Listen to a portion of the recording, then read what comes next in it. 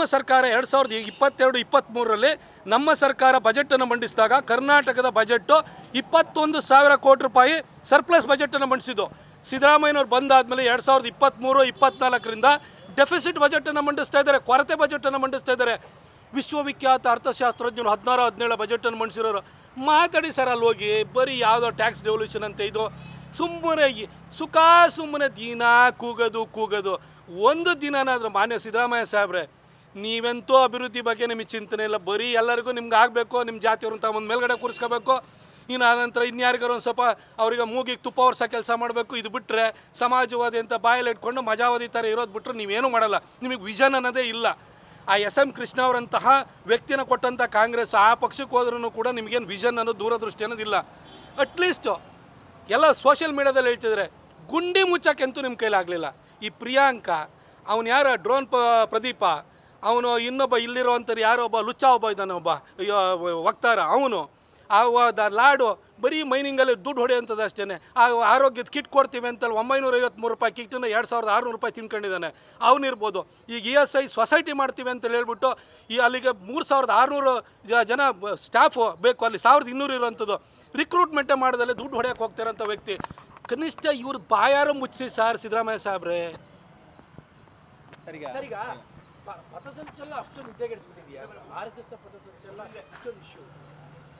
ನೋಡಿ, ಒಳ್ಳೆ ಕೆಲಸ ಮಾಡಿ ಜನರ ವಿಶ್ವಾಸವನ್ನು ಗಳಿಸಿದ್ರೆ ಇವರಿಗೆ ಅಭದ್ರತೆ ಭಾವನೆ ಕಾಡ್ತಾ ಇಲ್ಲ. ಜನಕ್ಕೆ 5 ವರ್ಷ ಕೊಟ್ಬಿಟ್ಟಿದ್ದೀವಿ, ಇವ್ರನ್ನ ಎಷ್ಟೊತ್ತಿಗೆ ಕಿತ್ತು ಒಗಾಯಿಸೋಣ, ಆದ್ರೆ ಒಗಾಯಿಸೋಕ್ಕಾಗಲ್ಲ, 5 ವರ್ಷ ನಾವು ಸಹಿಸ್ಕೊಳ್ಬೇಕು ಅನ್ನೋ ಸ್ಥಿತಿಯಲ್ಲಿ ಜನ ಇದ್ದಾರೆ ಅಂತ ಅವ್ರಿಗೂ ಕೂಡ ಗೊತ್ತಾಗಿದೆ. ಹಾಗಾಗಿ ಏನು, ಇವರಿಗೆ ಇನ್ಯಾರು ನೆಕ್ಸ್ಟ್ ಕಾಂಪಿಟೇಟರ್ ಇರಬಾರ್ದು, ಒಳ್ಳೆ ಕೆಲಸ ಮಾಡೋರಿಗೆ ಅಧಿಕಾರ ಸಿಗಬಾರ್ದು. ಹಾಗಾಗಿ ಅವರನ್ನು ರಾಜಕೀಯವಾಗಿ ಮುಗಿಸುವಂತಹ ಹುನ್ನಾರದ ಒಂದು ಭಾಗ. ಅದ್ರ ಜೊತೆಗೆ ಪ್ರಿಯಾಂಕಾ ಖರ್ಗೆಗೆ ಮಾತ್ರ ಅದೊಂಥರ ವಿಶೇಷವಾದಂಥ ರೋಗ ಇದು. ಆತನಿಗೆ ಆ ಇಲಾಖೆ ಬಗ್ಗೆ ಮಾತಾಡೋಕ್ಕೆ ಬರಲ್ಲ. ಏನು ಮಾಡ್ತಾರೆ ಹೇಳಿರೋದು, ಅವರು ಎಜುಕೇಷನ್ ಕ್ವಾಲಿಫಿಕೇಷನ್ ಹಂಗಿದೆ. ಹಾಗಾಗಿ ಏನೋ ಬೇರೆ ಬೇರೆ ವಿಚಾರನೇ ಮಾತಾಡ್ತಿರ್ಬೇಕು. ಆಮೇಲೆ ಆ ಫ್ಲ್ಯಾಗ್ ಕೋಡ್ ಬಗ್ಗೆನೂ ಇದು RSS 2002ವರೆಗೂ ಕೂಡ ತನ್ನ ಕಚೇರಿ ಮೇಲ್ಗಡೆ ಬಾವುಟನ್ನೇ ಹಾರಿಸಿರಲಿಲ್ಲ, ತ್ರಿವರ್ಣ ಧ್ವಜ ಹಾರಿಸಿಲ್ಲ ಅಂತ ಹೇಳ್ತಾರೆ. ಪ್ರಿಯಾಂಕಾ, ದಯವಿಟ್ಟು ಗುರು ಕಾನ್ಸ್ಟಿಟ್ಯೂಷನ್ ಓದ್ಕೊಳ್ರಿ. ಫ್ಲ್ಯಾಗ್ ಕೋಡ್ ಅಂತ ಇದೆ, ಧ್ವಜ ಸಂಹಿತೆ ಅಂತಿದೆ. ಧ್ವಜ ಸಂಹಿತೆ 1990ರ ದಶಕದಲ್ಲಿ ನಿಮ್ಮ ಪಕ್ಷದ ಸಂಸದರಾಗಿದ್ದರು ನವೀನ್ ಜಿಂದಾಲ್ ಅಂತ, ಅವರು ನಿಮ್ಮ ಪಕ್ಷದವರೇ. ಅವರ ಫ್ಯಾಕ್ಟ್ರಿ ಮೇಲೆ ಬಾವುಟ ಹಾರಿಸಿದ್ದಕ್ಕೋಸ್ಕರ ಅವ್ರ ಮೇಲೆ ಕೇಸ್ ಆಗುತ್ತೆ. ಆಮೇಲೆ ಕೋರ್ಟಿಗೆ ಹೋಗ್ತಾರೆ. ಕೋರ್ಟ್ ಆದ ನಂತರ ಅವರು ಸುಪ್ರೀಂ ಕೋರ್ಟಿಗೆ ಹೋಗುತ್ತೆ.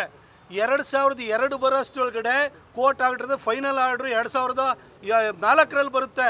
ಅಲ್ಲಿವರೆಗೂ ಖಾಸಗಿ ಸಂಘ ಸಂಸ್ಥೆಗಳಿರ್ಬೋದು, ಯಾವುದೇ ಇನ್ಸ್ಟಿಟ್ಯೂಷನ್ಗಳಿರ್ಬೋದು, ಖಾಸಗಿ ವ್ಯಕ್ತಿಗಳಿರ್ಬೋದು, ತಮ್ಮ ಮನೆ ಎದುರುಗಡೆ ಇರ್ಬೋದು, ತಮ್ಮ ಕಚೇರಿಯ ಮೇಲೆ ಇರ್ಬೋದು, ಎಲ್ಲೂ ಕೂಡ ತ್ರಿವರ್ಣ ಧ್ವಜವನ್ನು ಹಾರಿಸುವ ಹಾಗಿಲ್ಲ ಅಂತ ಹೇಳಿ ಸರ್ಕಾರಿ ನಿಯಮ ಇತ್ತು, ಧ್ವಜ ಸಂಹಿತೆ ಇತ್ತು. ಹಾಗಾಗಿ 2002ವರೆಗೂ ಕೂಡ RSSಗೆ ಆಸೆ ಇದ್ರೂ ಕೂಡ ಹಾರಿಸ್ಲಿಕ್ಕೆ ಆಗ್ತಾ ಇರಲಿಲ್ಲ. ಇದೂ ಗೊತ್ತಿಲ್ಲಲ್ಲ. ಬಾಬಾ ಸಾಹೇಬ್ರು ಬರೆದಿರೋ ಕಾನ್ಸ್ಟಿಟ್ಯೂಷನ್ನು ಧ್ವಜ ಸಂಹಿತೆನೇ ನಿಮಗೆ ಗೊತ್ತಿಲ್ವಲ್ಲ ಸರ್? ಏನು ಸರ್ ಮಾತಾಡ್ತೀರಿ ನೀವು? ಇಂಥವ್ರನ್ನ ನಾನು ಮಾಧ್ಯಮದವ್ರನ್ನ ಕೇಳ್ತೀನಿ, ದಯವಿಟ್ಟು ಒಂದು ಕ್ರಾಸ್ ಕ್ವಶನ್ ಕೇಳೋವಂಥದ್ದನ್ನು ಶುರು ಮಾಡಿ. ಆಗ ಇವ್ರದ್ದು ಹೇಳಿಕೆ ಕೊಡೋಕ್ಕೆ ಬಂದಿರೋ ಬಂಡವಾಳ ಅಲ್ಲೇ ಬಯಲಾಗೋಗ್ಬಿಡುತ್ತೆ.